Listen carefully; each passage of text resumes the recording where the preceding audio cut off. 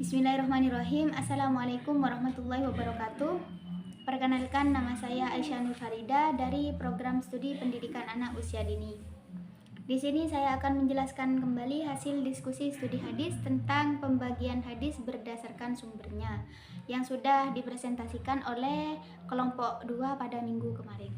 Baiklah, pada pembahasan pertama kita akan membahas tentang hadis qudsi. Dalam khazanah ilmu hadis terdapat beberapa kategori hadis yang dibedakan berdasarkan asal-usul dan kandungan isinya. Salah satu jenis hadis yang memiliki kedudukan penting tetapi masih sering disalahpahami oleh sebagian kalangan adalah hadis qudsi.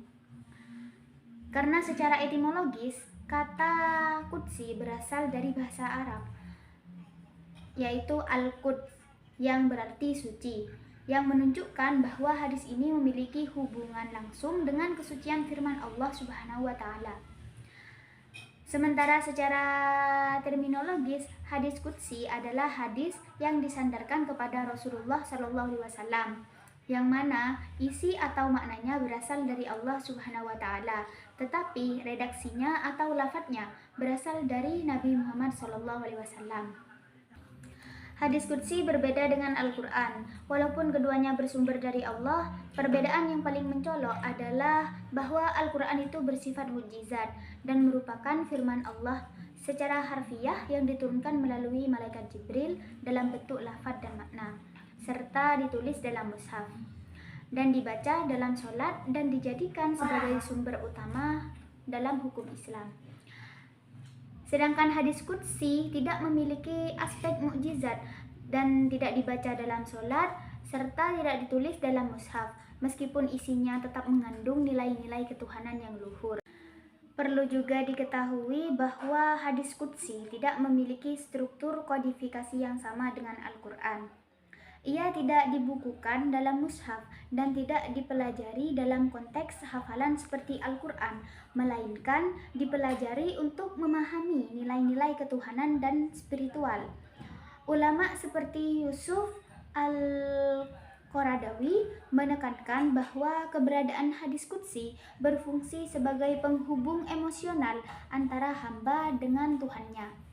Karena dalam hadis-hadis ini tergambar langsung bagaimana Allah berbicara kepada hambanya dalam nada penuh kelembutan, peringatan, atau cinta. Dan pembahasan kedua yaitu tentang hadis nabawi. Dalam studi ilmu hadis terdapat pengelompokan hadis berdasarkan asal-usul dan isinya. Jika hadis qudsi adalah hadis yang maknanya berasal dari Allah tetapi lafadznya dari Nabi Muhammad, maka hadis nabawi adalah hadis yang baik makna maupun lafadznya berasal dari Nabi Muhammad SAW sendiri. Dengan kata lain, hadis nabawi ini merupakan segala bentuk ucapan, perbuatan, ketetapan, dan sifat yang disandarkan kepada Nabi Muhammad SAW sebagai sumber kedua ajaran setelah Al-Quran. Hadis nabawi memiliki cakupan yang sangat luas sebab mencerminkan kehidupan Nabi Muhammad SAW sebagai uswah hasanah, yaitu teladan yang baik dalam seluruh aspek kehidupan, mulai dari ibadah, muamalah, akhlak, hingga kepemimpinan. Ulama usul fiqh menyebut hadis nabawi sebagai penjelasan atau penafsir terhadap ayat-ayat Al-Quran. Nah, dalam hal ini, hadis nabawi tidak hanya menjabarkan hukum-hukum, tetapi juga memberikan contoh konkret bagaimana Al-Quran diamalkan dalam kehidupan nyata. Menurut Al-Khatib Al-Baghdadi dalam karyanya Al-Kifayah fi Al-Riwayah, hadis nabawi terbagi ke dalam beberapa bentuk. Nah, yang pertama yaitu dalam bentuk qauli, yaitu atau perkataan, dan yang kedua dalam bentuk fi'li, perbuatan. Nah, yang ketiga takriri, persetujuan Nabi atas tindakan sahabat, dan yang keempat sifati, yaitu penjelasan tentang sifat fisik atau akhlak Nabi. Setiap bentuk ini berperan dalam memberikan petunjuk kepada umat Islam mengenai cara menjalani kehidupan yang sesuai dengan nilai-nilai syariat. Salah satu contoh hadis Nabawi Qauli yang sangat populer dan menjadi dasar dalam pendidikan akhlak adalah sabda Nabi Muhammad SAW yang berbunyi, Innama bu'itsu liutammima makarimal akhlak, yang artinya sesungguhnya aku diutus untuk menyempurnakan akhlak yang mulia. Hadis riwayat Ahmad. Melalui hadis ini, kita memahami bahwa perilaku mulia seperti jujur, sabar, amanah, dan tawaddu bukan hanya tuntutan sosial, melainkan bagian dari agama. Hal ini menegaskan bahwa Islam bukan hanya agama ritual, tetapi juga agama yang mendorong terciptanya masyarakat beradab.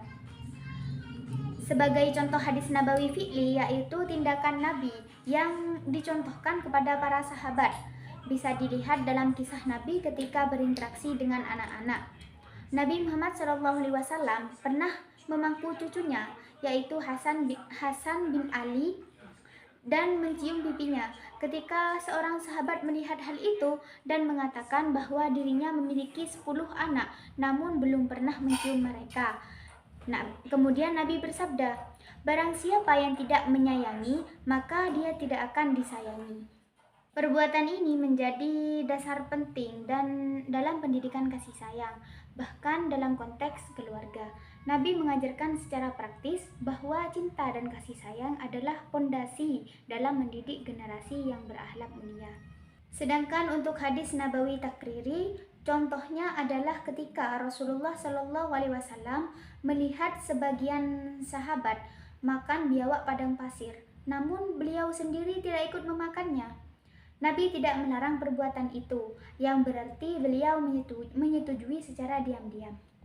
Hal ini diriwayatkan dalam Sahih Al-Bukhari dan Sahih Muslim. Peristiwa ini menjadi dasar hukum bahwa sesuatu yang tidak diingkari oleh Nabi ketika beliau mengetahuinya, maka hal itu boleh atau minimal mubah. Nah, untuk pembahasan yang ketiga yaitu cara menerapkan dalam pendidikan. Pendidikan anak usia dini merupakan tahap paling mendasar dalam pembentukan karakter dan nilai-nilai spiritual seorang anak. Nah, pada masa inilah kepribadian anak dibentuk melalui kebiasaan, pengulangan, keteladanan, dan pengalaman yang menyenangkan. Oleh karena itu, menanamkan kecintaan kepada Allah dan Rasul-Nya sejak di usia dini adalah langkah penting yang harus dilakukan secara sistematis dan penuh kasih sayang. Salah satu pendekatan yang sangat efektif adalah melalui pengajaran hadis qudsi dan hadis nabawi secara kontekstual dan menyenangkan. Hadis qudsi mengandung pesan langsung dari Allah kepada hambanya melalui perantara Nabi Muhammad SAW. Namun berbeda dari Al-Quran karena hadis qudsi itu tidak masuk dalam mushaf. Salah satu hadis qudsi yang sangat cocok dikenalkan kepada anak-anak adalah aku sesuai dengan prasangka hambaku kepadaku. Hadis riwayat Bukhari. Hadis ini dapat dikenalkan kepada anak-anak dalam bentuk cerita sederhana bahwa jika kita yakin Allah sayang, maka Allah benar-benar sayang kepada kita. Guru bisa menyampaikan ini sambil mendongeng. Nah, misalnya tentang seekor anak rusa yang terseret di hutan, tetapi terus percaya bahwa Allah akan menolongnya. Berbeda dengan hadis qudsi yang lebih menggambarkan sifat Allah. Hadis Nabawi menggambarkan perilaku dan keteladanan Rasulullah SAW. Anak-anak sangat mudah meniru, oleh karena itu menanamkan cinta kepada Nabi Muhammad bisa dimulai dari menceritakan bagaimana beliau bersikap baik kepada anak-anak. Nah, contohnya hadis yang berbunyi, bukan termasuk golongan kami orang yang tidak menyayangi anak kecil dan tidak menghormati orang dewasa. Hadis riwayat Ahmad. Bisa diceritakan dengan gaya yang menyetuh, seperti kisah Nabi yang memeluk dan mencium cucunya Hasan dan Husain. Guru juga bisa mengajarkan hadis-hadis pendek yang mudah diingat, seperti man la yirham la yurham, hadis riwayat Bukhari, yang artinya siapa yang tidak menyayangi maka dia tidak akan disayangi.